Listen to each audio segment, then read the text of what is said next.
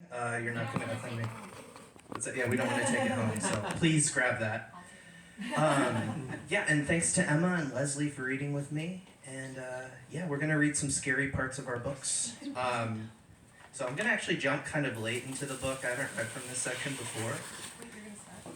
Oh, I'm not starting, sorry. I'm totally out of it, yeah. You're the grand finale. I don't know why I'm doing that, all right. I was ready, baby. I know. Do you want to go? It's okay. I'm ashamed. Now we're all like excited actually.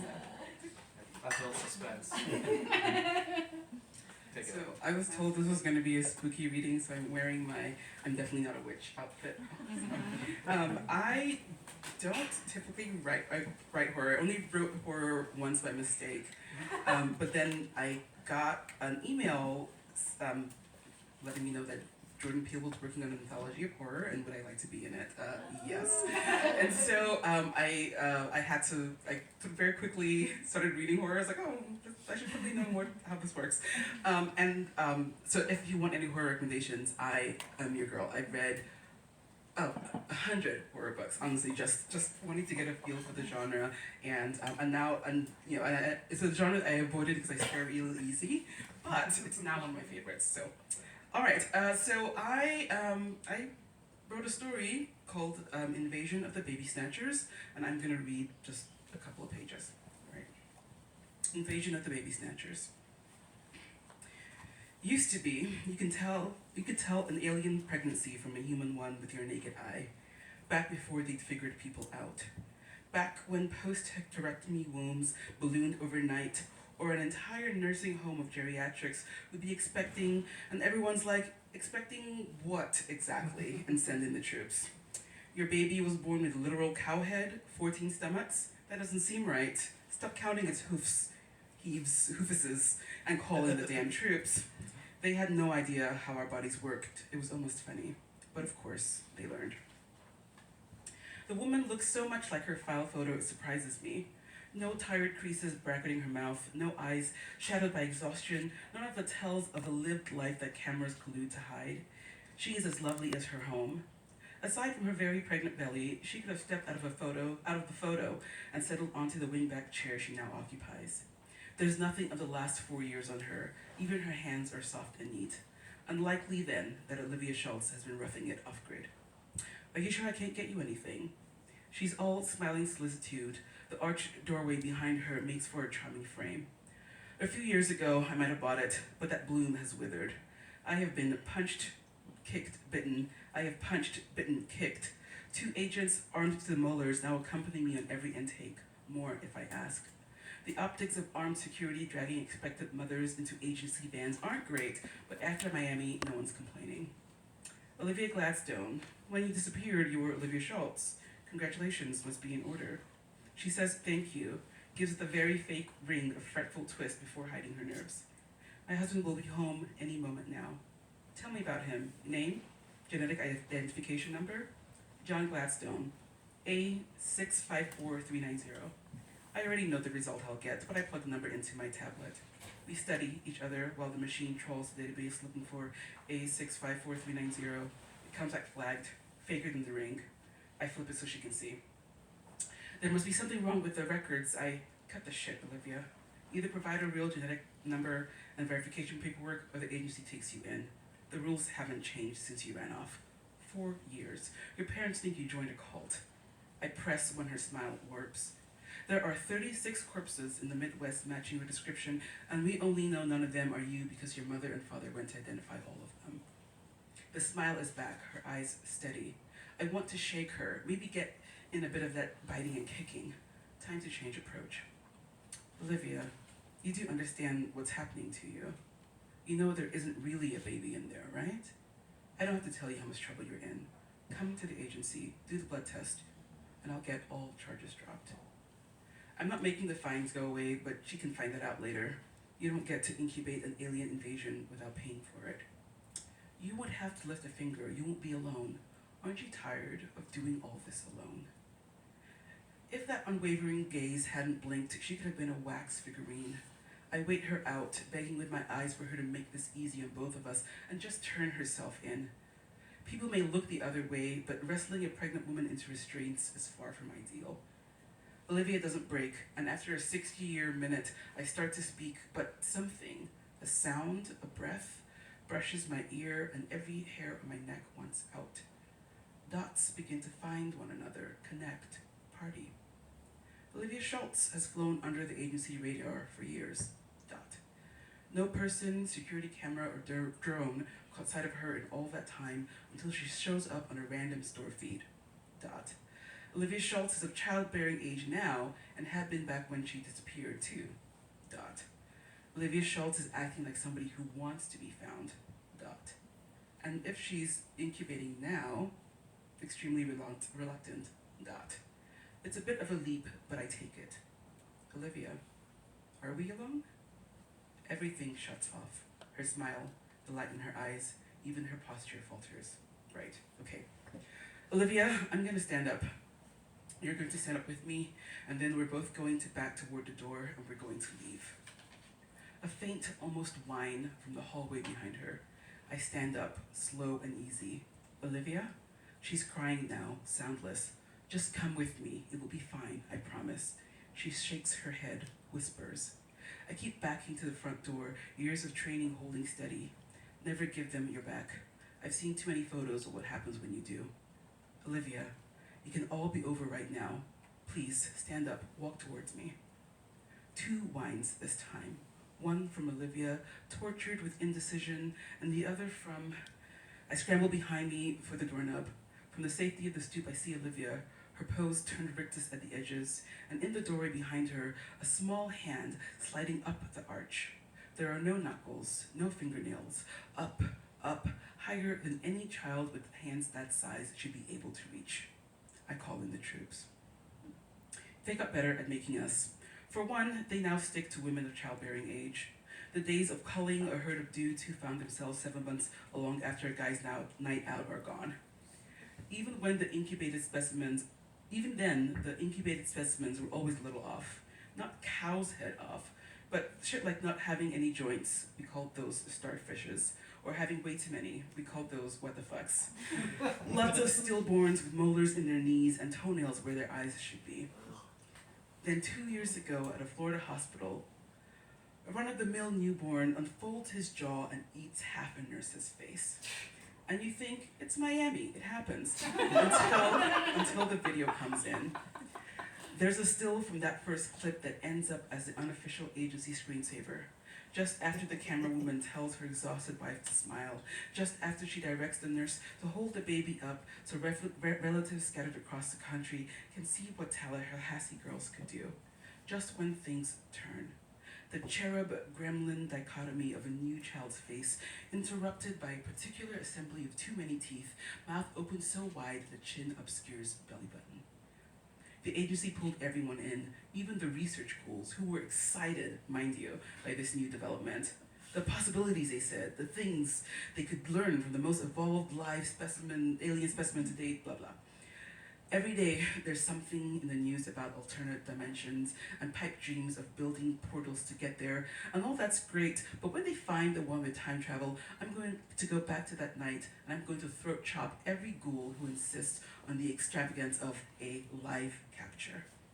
The NICU, the families eager to meet their newest members, the doctors checking their pagers, the nurses checking their patients, they're the ones who paid for it. 30 minutes after I call it in, the Schultz house is surrounded and the entire subdivision is evacuated. I'm debriefed until everyone who needs to know knows what I know. No one likes the disjointed hand, this journey up, up, up, and they really hate the last thing Olivia whispered when I begged her to leave. It won't let me.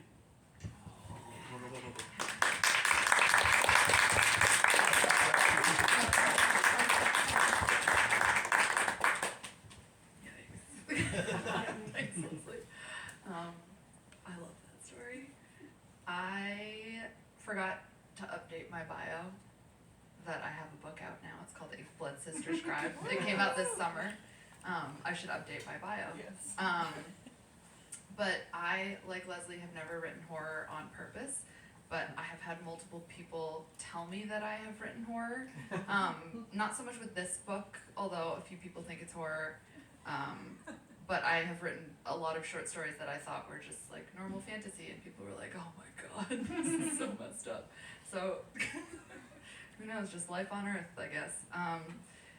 Okay, I'm gonna read a section that I've not read before, but content warning in case you didn't get it from the title: blood. Okay, this is chapter 2. The cat was back. Joanna could hear him scratching at the front door, a plaintive sound like branches skidding across a roof. It was 5 in the evening and already growing dim, the sliver of sky outside her kitchen window fading from white to smudgy charcoal gray. The weatherman on the radio that morning had said it might snow, and she'd been hoping for it all day. She loved the first snow of the season, when all the faded browns of the sleeping earth were awakened into a new kind of aliveness. Everything coarse made suddenly delicate. Everything solid turned lacy and insubstantial. Magic that didn't need words to enact itself year after year. This is a fantasy, so there is magic. Real. Anyway. The cat scratched again, and Joanna's heart lurched. She'd seen him stalking around her dead garden last week, a young, blocky-headed tomcat, skinny and striped, and she'd put out a bowl of tuna one night and a bowl of sardines the next, and now he had grown bold. But she couldn't attend to him right now.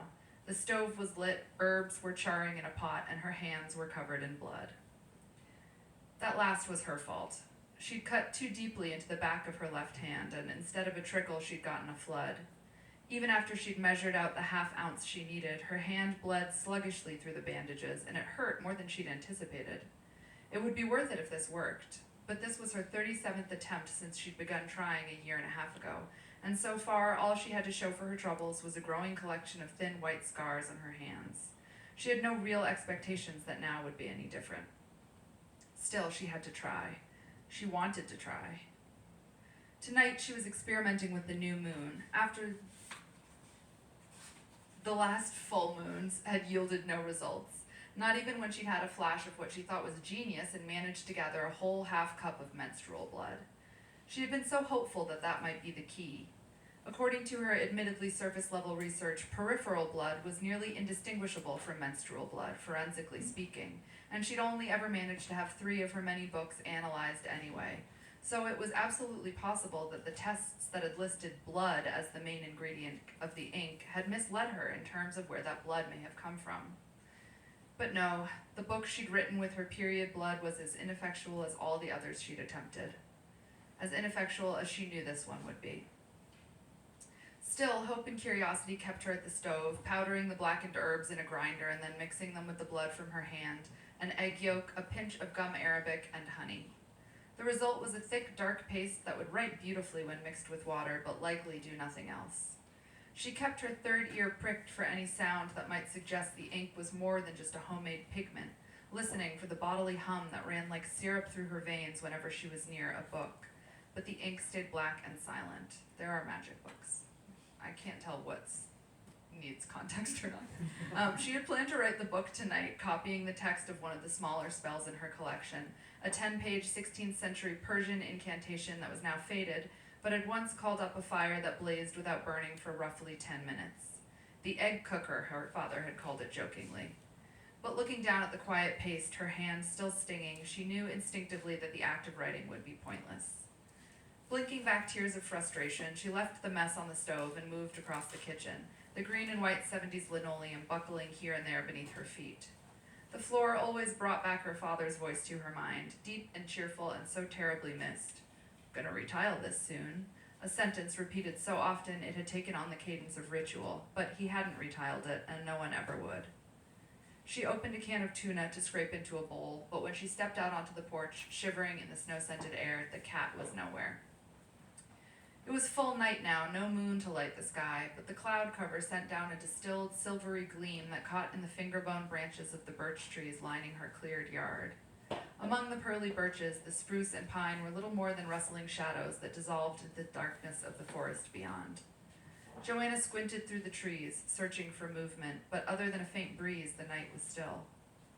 Disappointment welled in her, black as the blood ink cooling in its cup, and she shook it off with a laugh. What was she doing anyway? Trying to lure a wild animal to her door, and then what? invite him in, offer him a bed by the fire, stroke his soft fur, talk to him, make him her friend? Yes. She put the bowl of tuna down on the top step and went back into the house. Joanna had been born in this house and had lived here all her life. First with her whole family, and then, after her sister ran away and her mother moved out soon after, with just her father. For 8 years it had been only Joanna and Abe, and ever since Abe's death 2 years ago it had been only Joanna. The house was an old Victorian, too big for one, its formerly white paint now a stained old tooth gray, the wooden trim aged from gingerbread elegance to stale exhaustion. Even the steep arches of the roof and the windows had dulled like overused knives. The door creaked on its hinges as she swung it closed. Inside it was as quiet as the forest. It always was. The dark wood of the front hall gave way to the artificial brightness of the kitchen, tinged faintly amber from the glass shade of the hanging overhead light and the window above the sink, which during the day looked out over Joanna's herb garden, was a murky black mirror. Joanna felt herself unintentionally matching her footsteps to the quiet around her, soft, like she was trying not to disturb her own empty home. I'm gonna go through some more boring backstory. Okay. Okay. Of the hundreds of handwritten books Joanna's father had gathered, books that when read aloud could do everything from tune a piano to bring rain clouds in a drought, none held spells to speak with ghosts or otherwise reach into the realm of death. That had to have been the first thing any early writers would have tried, whoever they were, however they'd written. It's not for us to ask how, her father had said over and over. We're here to protect the books, to give them a home, to respect them, not to interrogate them. But how could Joanna not wonder? Especially after one of the books Abe had protected all his life turned on him. It had only taken her 6 months after Abe's death to break one of his most rigid rules and bring 3 books, though all of them faded with ink the spells used up, outside the protective wards of her home into a conservation lab in Boston. Even to conservationists who didn't know the truth of what they were seeing, the books were objects of fascination, ancient and rare, and Joanna had donated all 3 in return for access to their lab reports once the DNA and protein samples had been analyzed. If she could finally learn how they'd been written, perhaps she'd understand why and how her father had been killed by one. And if she learned how they'd been written, well, it stood to reason she'd then be able to write them herself, didn't it? Apparently not. The lab results had thrilled and frightened her in turn, though in retrospect she thought she should have suspected. The magic within the books needed blood and herbs to activate, after all, so it made sense the ink itself was based in the same. But it cast a terrifying light on some of her longer books. How much blood was in those pages? And whose? I'll stop there. She's read the bloody parts.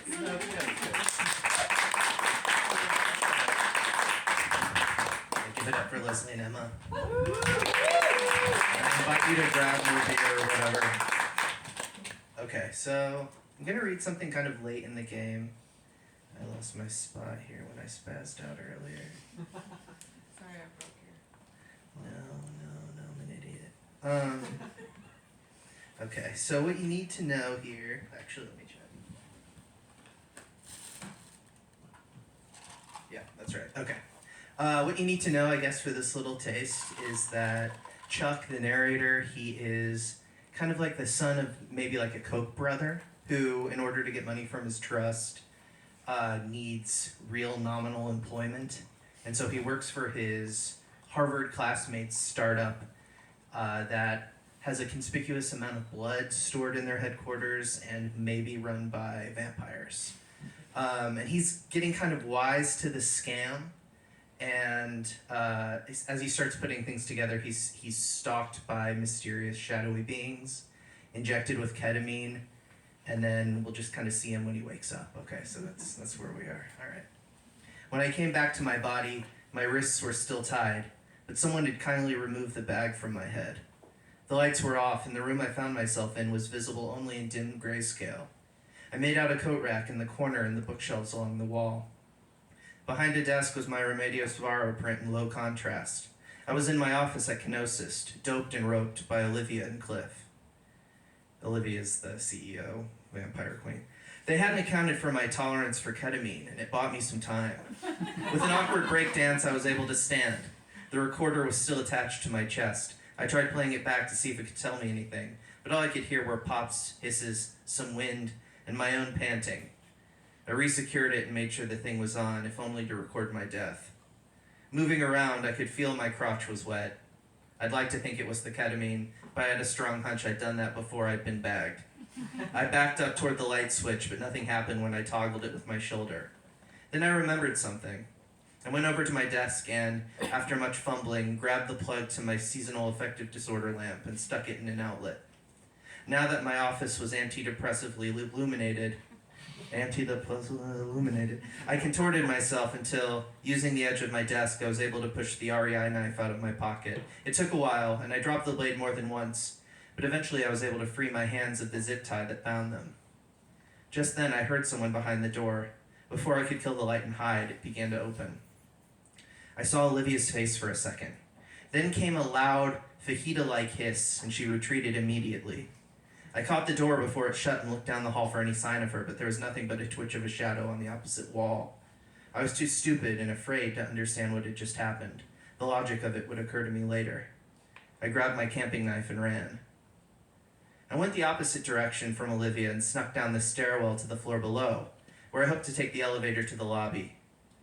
I was careful to avoid Kenosis security. Kenosis was defended by a rotation of ex-military guards, knockoffs of my father's SEALs and Green Berets, reducing our risk of infiltration from our competitors, from hostile foreign powers, from America's ever-growing list of terrorist haters, to zero. But as I ran the maze of hallways to the elevator, there wasn't a single guard anywhere. In fact, there was no sign of anyone. Not one engineer, programmer, or scientist from the vigilant team working round the clock, as Olivia liked to brag. My only company was Biggie, shouting, "Give me the loot, give me the loot," as I passed one of Olivia's moralized precepts reading, "Who needs sleep?" A question answered by the marooned offices and empty Google rip-off collaboration zones. I ran by another precept, the taunting, unhelpful, "Speed matters," to the elevator, and thankfully, it still worked. They'd taken my phone, but I still had my wallet, with my keycard tucked behind my Visa. I hit the starred button for the lobby. My attempt to leave through the front door was an idiotic move I now attribute to the volume of ketamine and adrenaline looping through my mortal coil. As the elevator doors parted, I spotted Cliff far up across the lobby, standing by the entrance.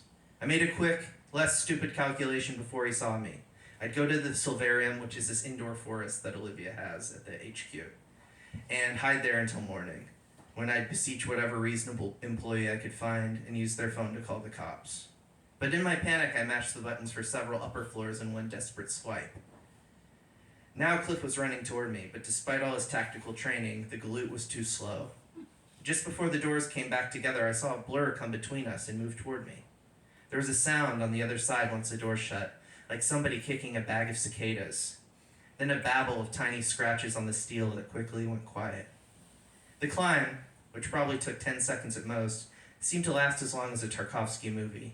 The secret organ that measures time had begun to dilate just before its final prolapse. At last, though, the doors opened, and I prepared to sprint. But it wasn't the Silvarium. It was the same scabby sample storage floor I'd wandered on 2 weeks ago. The smell was unbearable. There was even more spilled blood than before. Up ahead, down the aisles of bags, I could see a faint red light. The rows of racks offered plenty of places to hide. I grabbed a dolly and used it to prop open the door so my stalker wouldn't be able to use the elevator. Then I ran toward the source of the light. It took a while, but eventually I came upon an open space in the middle of the chamber. A henge of black server towers surrounded a spiral of channels embedded in the floor. A shallow maze like a medieval labyrinth. Tangled tendrils hung from the ceiling, roots from the trees reaching down from the Silvarium. A faint light came from deep inside the servers, casting everything in red. A rack behind one of the servers would be the best hiding place. If the thing appeared, I could lose it down one of the many aisles that fed into this hub. I shoved some blood bags aside and laid on one of the bottom shelves, hopefully outside of the thing's line of sight. It wasn't comfortable. After a few minutes without any sign of my stalker, I rearranged some of the plump blood bags to support my neck. Just as I finished moving them around, I heard something in the hub and froze. An old man stepped out from between the servers. He was completely naked, though for a moment I mistook I mistook the loose skin hanging from his arms and legs for an oversized t-shirt. With his back hunched over and his arms curled tight against his chest, he looked like a cocktail shrimp. I recognized him. I'd seen him outside of the Narceum in his wacky outfit the day before. Judging by his pace as he made his way toward the center of the circle, I knew he couldn't have been the one who was chasing me. Once he reached the middle of the ring, the server started humming, and I could hear running water deep inside the one next to me, like the first cycle in a washing machine. Seconds later, the hum dropped an octave. The machines made a loud snapping sound, and the channels began to fill up. The liquid looked like ink, but it didn't take long for me to put it together. It was blood. As the maze filled, the old man was lowered on some unseen platform. His withered body slowly disappeared, a cocktail shrimp now dipped in sauce, until all I could see was his gnarled, bald head. I thought I heard him sigh, and then, after splashing some of the blood onto his face, he went under. While he was submerged, I saw the channels in the floor were made in the shape of the barbed infinity sign I'd spotted under the desk, and on the blade of Eugen's knife, the emblem of the gift. The machines fell silent. I could hear the blood draining from the channels. The old man's head poked out of the slick labyrinth as the platform began to raise him up again. Through the fresh coat of blood, I could see his body had changed. His skin was taut. The flying squirrel folds that had sagged off his arms and belly had been inflated. He now stood straight and looked to be half a foot taller. He licked his lips, squeegeed the blood out of his eyes with his fingers, and licked those too. Aside from the baldness, he looked like a teenager. Then I realized I knew him. It was Eugen, my old college buddy. Something was wrong with his eyes. They were full of blood and looked like a pair of misplaced clown noses. As he let out a satisfied burp, his irises slowly emerged from these red bulbs, each glowing orange. I was terrified these orbs would find me lying helplessly on the shelf.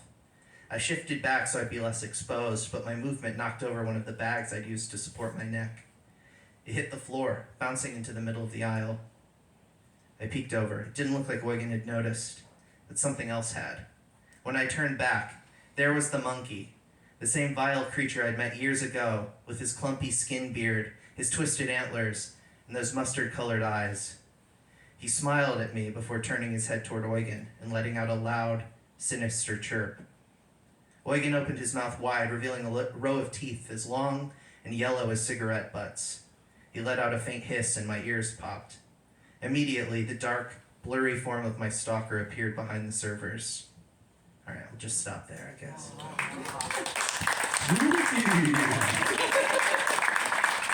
right, we're going to kick a couple questions around to each other, and then we'll open it up to y'all if you want to ask us anything. Lesley, I just want to start with you.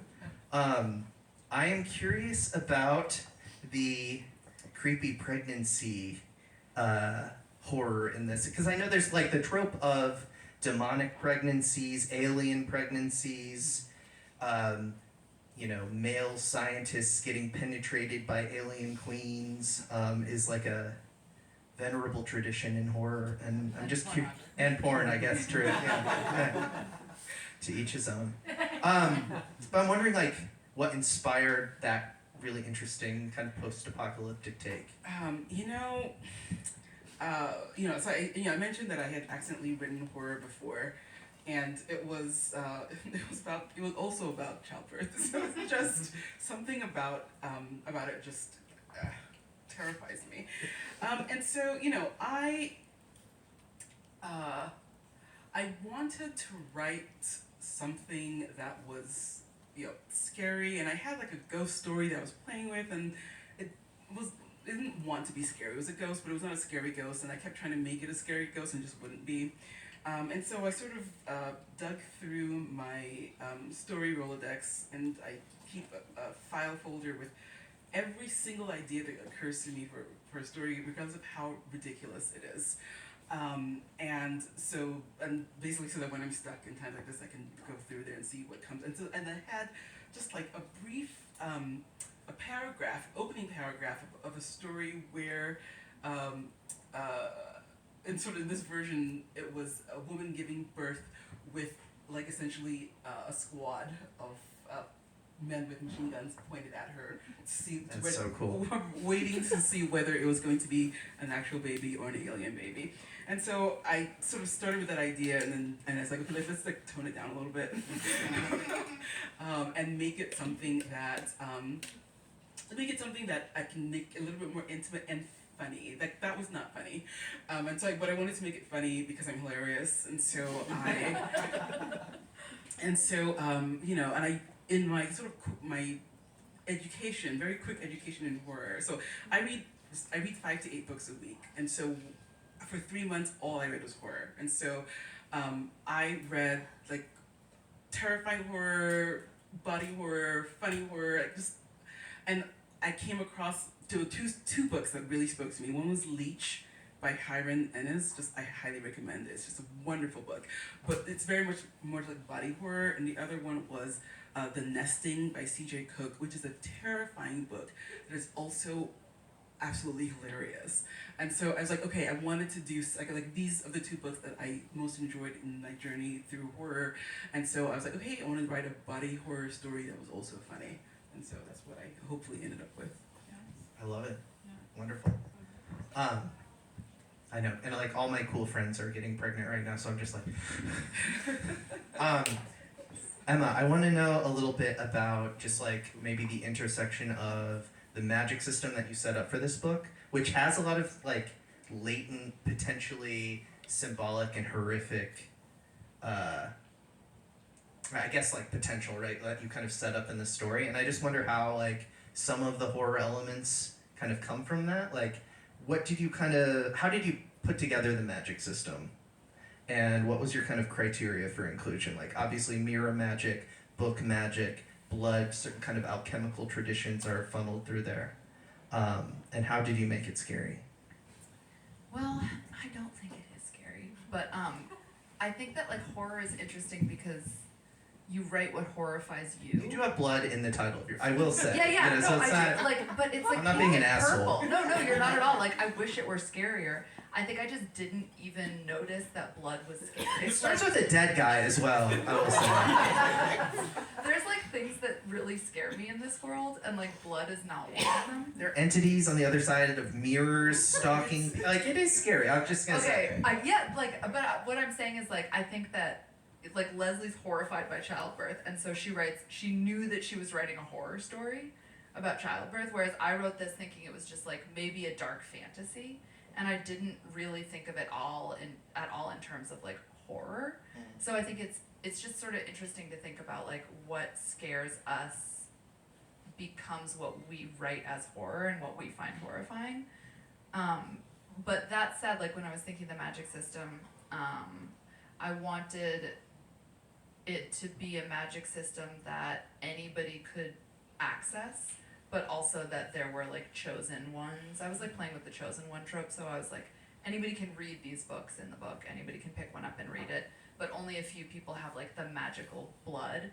And when you have magic blood, it turns out you have to like give a lot of blood. So I guess anemia is sort of terrifying. That's like the lurking horror of the book.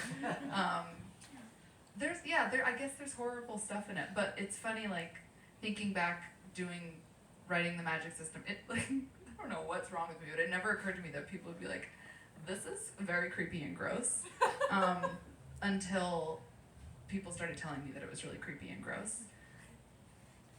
But it's still, like, I mean, look at it, like, the way that it's marketed is not creepy and gross, like, it's literally shiny pink. Like, yes, there's blood in the title, but I feel like there's a weird disjunction between, like, what is scary? You know what I mean? Like, yeah, there's a lot of blood in the book, but I don't think it's that Like, scary. you have, like, mysterious beings pursuing, you know what I mean? There is, like, that does kind of, it's frightening to me. Yeah. I don't know. Or, like, a ritual in which you have to, like, conceal your house from would-be That does sound so intruders, and scary. if you don't do it every day, they'll find, you know, like, that is scary. I don't know. Can I flip this question back at you? Do you Please, mind? sure. So I love horror comedy, but I can't handle horror. I find horror really terrifying, but like horror comedy is like one of my favorite genres, and I think you both do it extremely well. Like your book is very funny, but there were parts that also genuinely scared me. But I'm curious, like as you were writing it, were you writing certain parts to be scary? Like were you sitting there being like, I'm gonna just like scare someone today? Yeah, I mean, there's like a mutant monkey that's like the result of an experiment gone wrong, and he has like a neck pouch that looks like a bunch of skin-colored grapes and stuff. And that is so, like, monkeys are scary to me. Like, I like will look at those TikToks of like temple monkeys and Japanese macaques that are like greedily eating food and like fucking with each other, and that does frighten me, and I'm drawn to those. Um, yeah, I don't know. I think with this, like, there's just enough. Yeah, I like there's certain kinds of interiors that I think are really scary, like the idea of an indoor foggy forest that's kind of gothic, or a floor where there are like machines full of blood. That does like fuel nightmares for me, and so I wanted to put that in there. I have a question for you. Yeah, sure. All right, so Chuck is sort of the son of a billionaire, Uh-huh. and he and he is like he's very self-aware and very sort of very aware of how terrible of a person he is. And so I was curious about writing, like sort of like writing a character with that level of self-awareness. Like, how do you balance out sort of like the, sort of the ways, like, I feel like a lot of novels sort of play with the ways in which characters don't know themselves. This is sort of a character who like seems to know himself and like knows that he's kind of shitty, and yeah. So like, how did you? Yeah, I mean, I wanted somebody who would kind of like coat himself in an easy self-awareness where he could kind of like make the dig on himself before other people could and beat other people to the insult.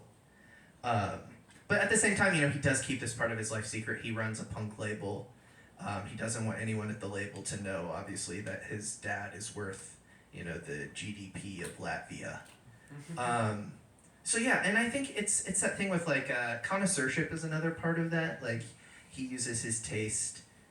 I don't know. I've been interested in this thing lately where it's like when I was younger, I could see like taste. You're trying to like find friends and meet people, and taste becomes this like shorthand, maybe for an overlapping worldview. Yeah. And you get older and you realize you kind of like mistake the shorthand for the thing, and that like there are people that seem to have good taste, but there's no there. Talking to them is really boring and awful. And he's kind of one of those people who's like insulated himself with self-awareness and with like what he thinks, so what he takes as exquisite taste, Right. to make a little fortress around himself because he knows he's as compromised as you can get. Yeah. Yeah. Do we want to open it up, or do you? Yeah. Sweet. Does anyone have any questions for any of us? Sure. I guess I was going to ask, and this could be for all three of you, is if you wouldn't mind describing, like, how do you know when you've got, like, where you go from a seed of an idea to being like, oh, I've got, like, a full-fledged, because all three of you have read full-length, or have written full-length works. How do you know that, or can you want to describe the moment when you went from, like, oh, this is something I'm just, like, a seed, to, like, oh, I've really got something here? Yeah. Take it. I'll answer first. You just keep writing, and either it works or it doesn't. And at some point you're like, oh, it's been working for a while, and I'm still feeling good about it. So I guess here we are. That's how I know, just by doing it until it is good, or it doesn't, or until I have to stop. I like to layer ideas, so that my notebook of ideas, and like this this notebook again has everything from just oh, look, I had a dream, was interesting, write it down, right? And like for every idea that bears out, there's like, oh wait, vampire bean, what's that? So Vampire bean? right? Yeah, I was like, Ooh, I like it. I was like, where did that come from, right? It's like and so, but this repository of ideas, just being able to go back and look at it, really helps. I tend to write stories that have a lot of things going on. I like to layer different conflicts, different, sort of just have so much going on that in order to write myself out of it, it takes time. It will take time to do that, and so yeah, we just if you sort of give, if you take a big enough bite, then you have to chew it. So. Okay, Lesley, I do have a question. So is there like something in your notebook, your like tome of ideas, which we're gonna try to steal? I think we should have a heist. Everyone should have this, absolutely. We should break into your house and steal yours.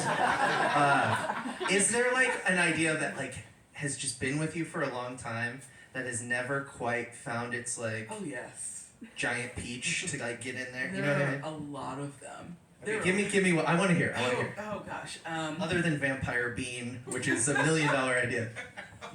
I'm trying to think. All right. Okay. Yes. I have. There's an idea for a story about a parent who cannot stand her child. Oh yeah. Seeing a theme. Oh yeah. Okay, that's good. That's good. So You like can do that. You can make that I happen. mean, yeah, but like that's just like one idea. Like, okay, like that's an idea, but like what else is going on? Like, what else is happening in the world? Like some in the other story? layer, so you know that you can actually. But the one that I am like I'm sort of like in the process of digging out is one about sort of a future world where you can essentially download yourself. And Tell me more. I don't know. There's something about like so like it's funny because like it was something I was contemplating long before this recent AI conversation became a thing, but I just thought the fact that there's so much data on everyone that's being collected, and I was like, okay, like there's enough data to like fake a person almost.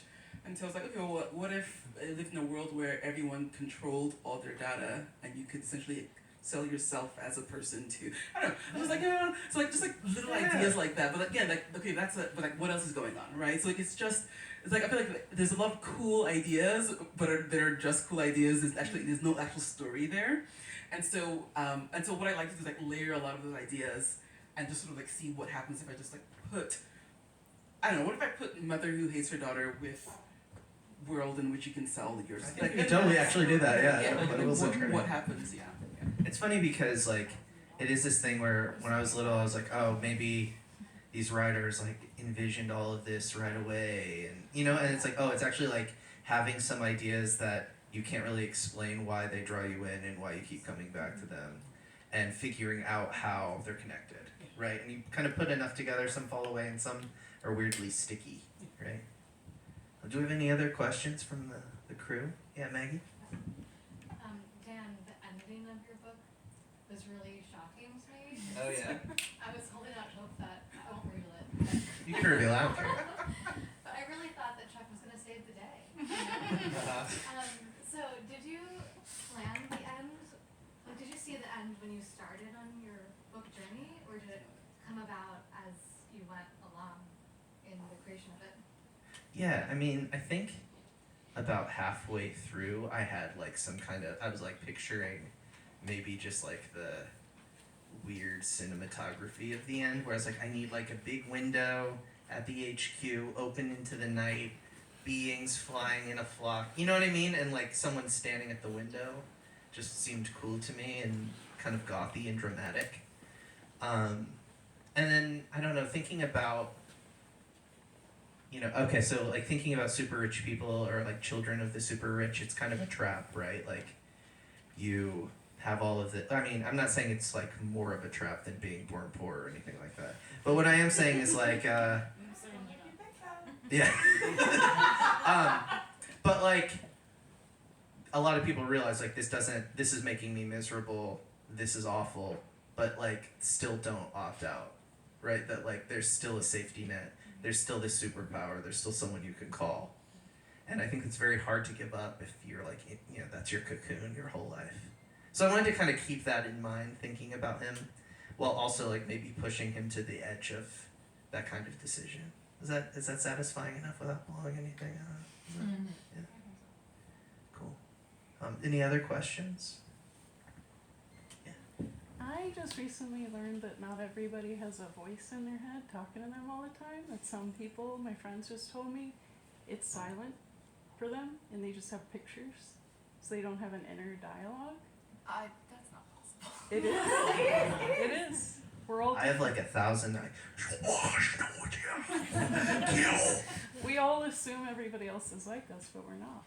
So, especially because you're authors, do you, when you wake up and you go through your day and your night, do you have a voice, or is it silent?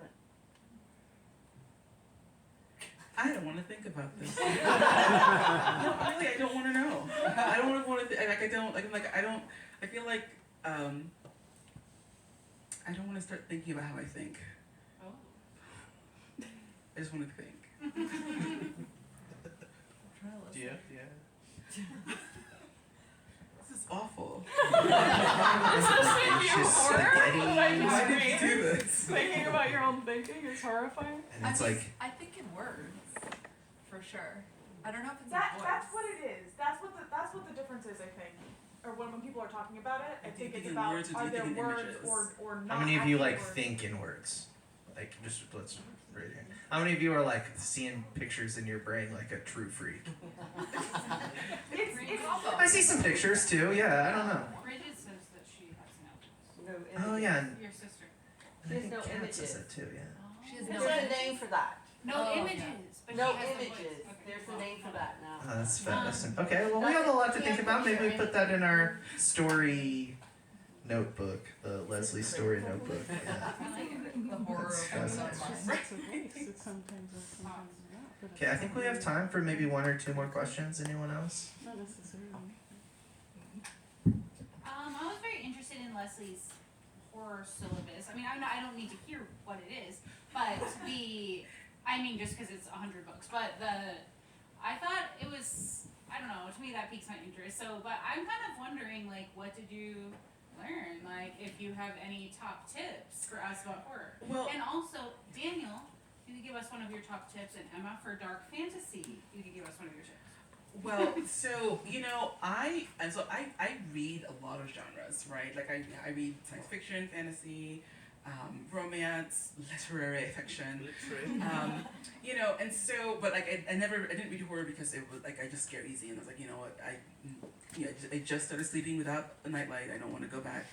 And so I didn't really read horror, and so what I realized was I had this idea. I had an idea in my head of what horror was, right?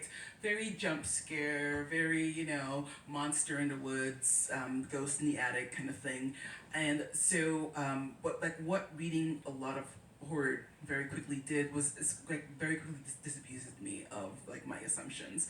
There is it's just as varied as any other genre, and it has become a genre that I actively appreciate and seek out now, because there's just so much interesting work out there.